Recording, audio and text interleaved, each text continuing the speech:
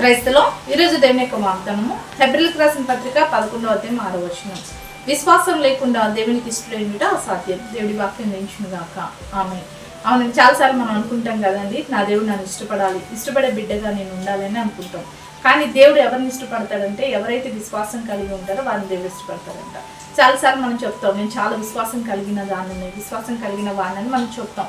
కానీ దేవుడికి తెలుసండి, నీలో ఎంత విశ్వాసం ఉందో దేవుడికి తెలుసు. ఎందుకంటే పైపైన చూపించే విశ్వాసాన్ని దేవుడు చూడట్లేదండి.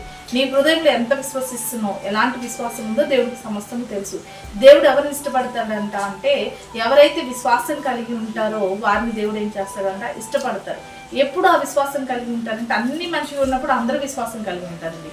కష్టాల్లో, నష్టాల్లో, వ్యాధుల్లో, బాధలో, ప్రతికూల పరిస్థితుల్లో, నిందలలో, అవమానాల్లో, ప్రతికూల పరిస్థితులలో, లేమిలో ఎవరైతే ఆ పరిస్థితులు గుండా వెళుతూ కూడా ఇవేమి నన్ను చేయలేవు, నా దేవుడు నాకు తోడుగా ఉన్నాడు, నా దేవుడు నాకు సహాయం చేస్తాడు, నా దేవుడు వీటన్నిటి నుంచి నన్ను విడిపిస్తాడని నీ ప్రతికూల పరిస్థితుల్లో ఎవరైతే దేవుని యందు, దేవుని కార్యాలందు విశ్వాసం ఉంచుతారో ఆ విశ్వాసం చొప్పున వారి జీవితంలో బలమైన కార్యాలు పొందుకుంటారు.